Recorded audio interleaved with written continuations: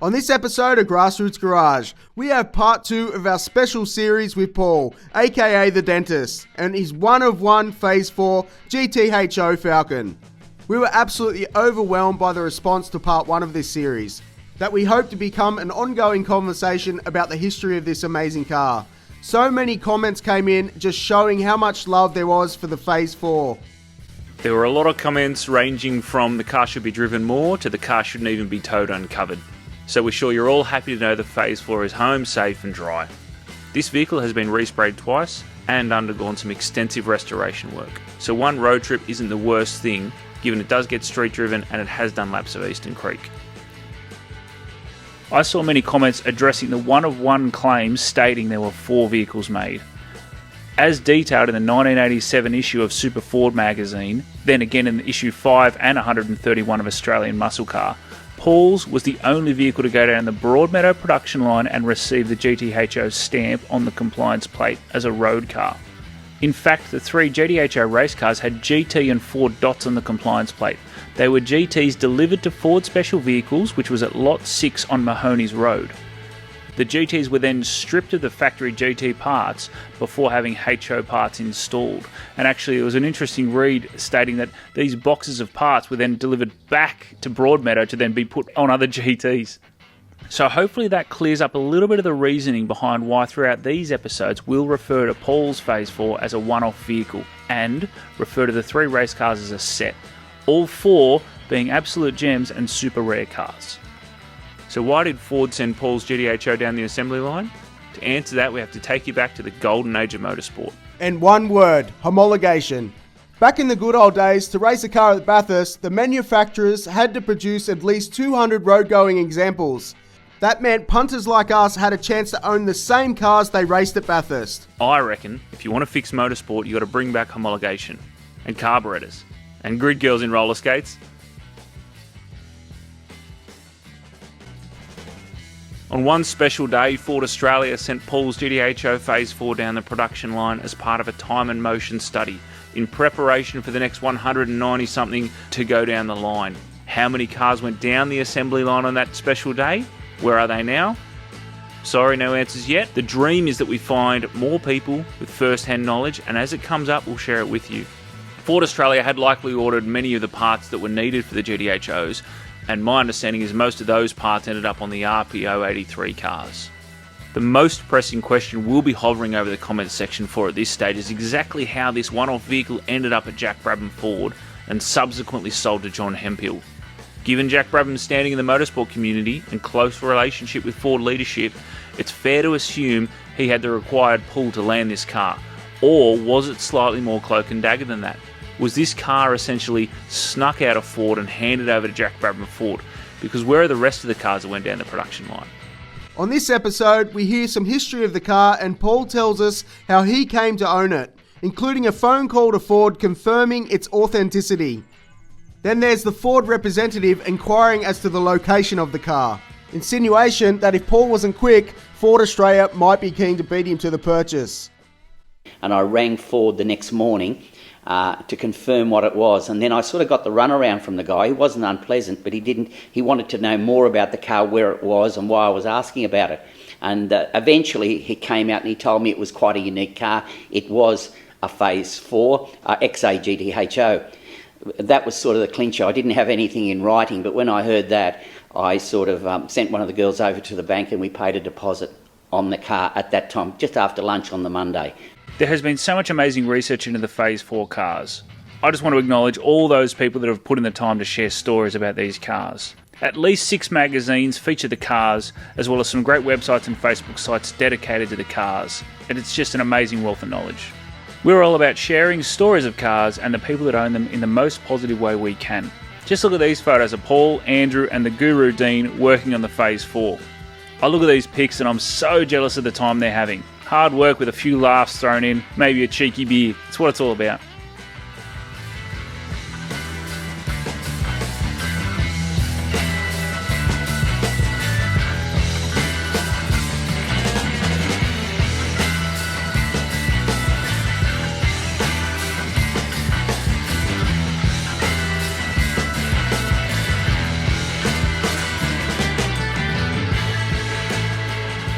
This is actually a very special photo showing the one-off rev limiter installed in Paul's car.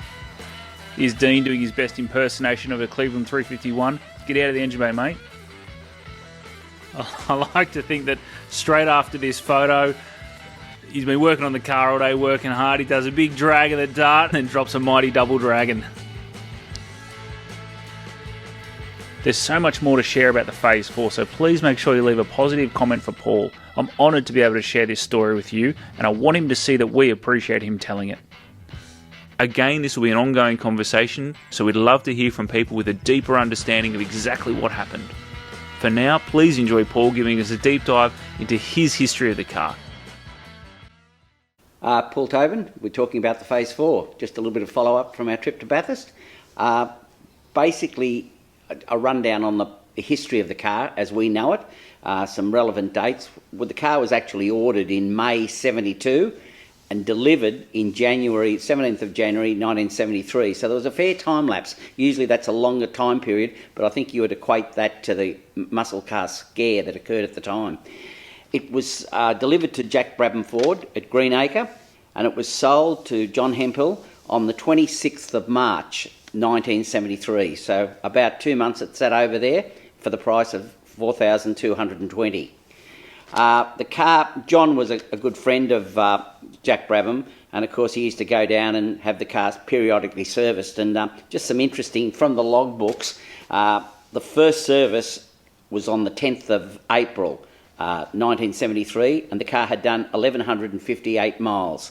The next service was the 28th of the 5th, 73, 4,907 miles, and then on the 20th of August 73, 9,631. So roughly in just over a 6-month period, he'd done close to 10,000 miles, which was obviously showed that John enjoyed the car, and he, from what I'm told, he drove it fairly hard. From that point on, I believe in 75, the car was then serviced by Fred Gibson at Randwick, and at that time it had the colour change from its Calypso green to a zircon green, which was a darker colour, which apparently John favoured. And also he had some mechanical work done by Fred Gibson, which was, the compression was raised, and it was brought back to normal a few months later because it was a bit of a handful for John to drive. Bob LaHood comes into the scene next. The car was traded to Bob on the 31st of October 1978. This happened through a friend of Bob and the service manager at Brabham's, Paul Bianco. John Hemphill offered the car to Paul Bianco, who was not able to take it up, but he in turn let Bob LaHood know, and Bob's only concern was that it had a HO tag. So that happened on the 31st of October 1978, and the car was purchased for $6,000. From that point on, Bob drove the car and made a few changes to the gearing, and eventually sold the car on the 15th of May 1981 to Kirk Gavoski, often referred to the bricklayer, but not so. He was actually a carpenter. And I'm led to believe he paid approximately $20,000 for the car at that time.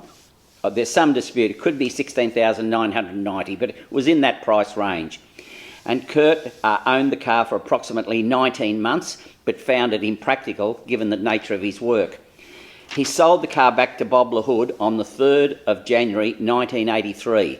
Bob then owned it for the next 2 years when I was lucky enough to purchase the car on the 27th of January 1985. Well, the car came about because there was no internet, no mobile phones. I used to purchase the Telegraph and Herald religiously every Saturday. If I was really on the hunt, I'd go into Taylor Square in Darlinghurst at about midnight and get the papers, and I'd do my research. By 3 o'clock I had what I was doing for the plan for the Saturday. But on this particular day, Michael Solder, a friend of mine, dentist from Campbelltown, had bought a Haynes Hunter, and I still have one.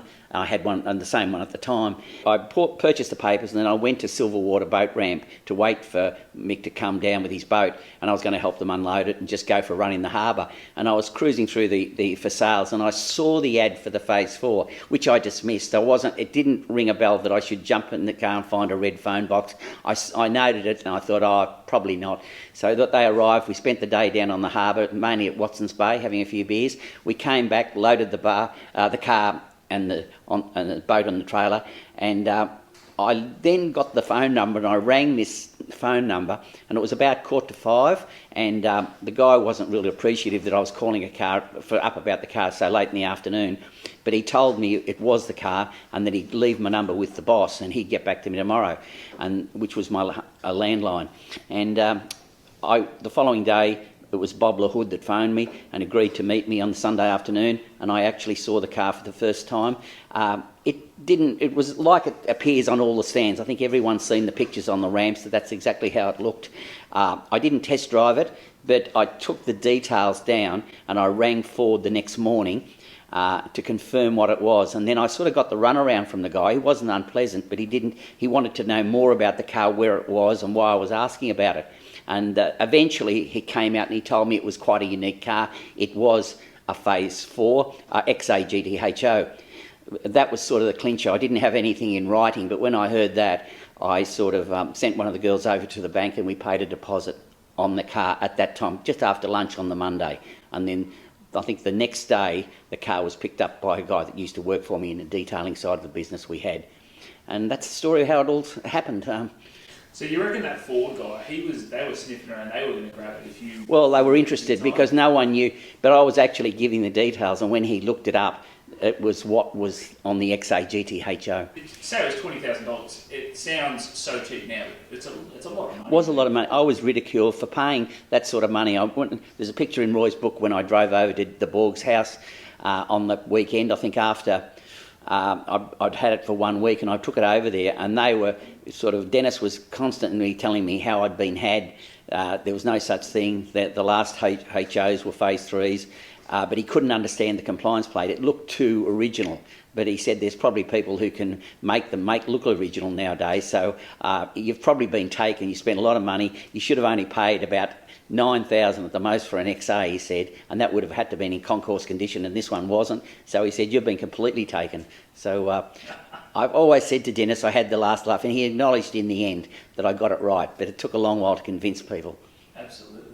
And you know, people, even to this day, people talk about it. He always referred to me, he said, you are a nasty guy with cars, because he said, you've got that knack, and I haven't got the knack, I've just been lucky. I've got to say that, because same with the Tirana, different cars.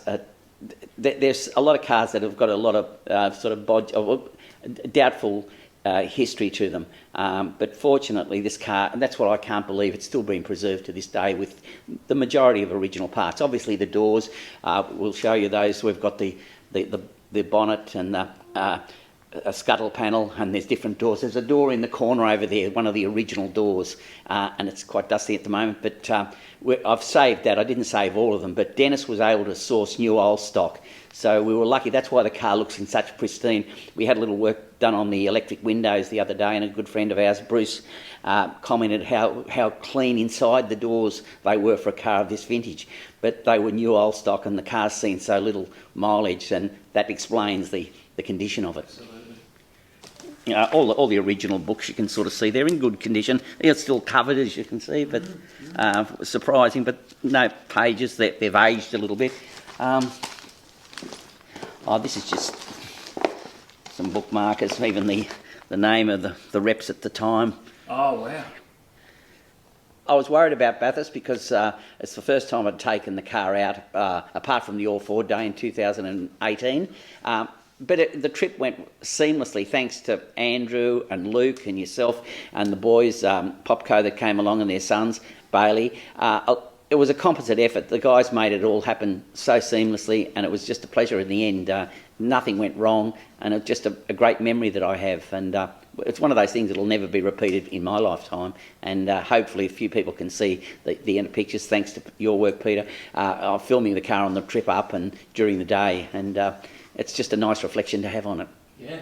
It's the whole thing about the car. It's a sort of a package. It's not one in particular thing, whether it was when I picked the car up that day down at LaHood's at the start with the incidences with the Borgs, taking it over there in the old four-wheel drive, and how much we get done on a particular day and what might go wrong and what might not happen on the day. But it's all been, you look back and I'm sort of glad, I'm very pleased to be able to show the car now to people, and the fact that we've preserved a little bit of Australian history, which is unique, whether it's, and that's why I like the era. And I'd like, you know, to include people like a friend of ours, Greg Miles, and Greg's a Holden man, but he's appreciative of the area. And Greg actually remembers seeing the car on the ramps. He was a young apprentice plumber driving down, and he often reflects on seeing the car in the day. Andrew was a little bit younger. He wasn't there around that time, but he still had the passion for a lot of years, and he's had some nice cars as well, which he enjoys. We hope you enjoyed this episode. Please leave a comment so Paul invites us back.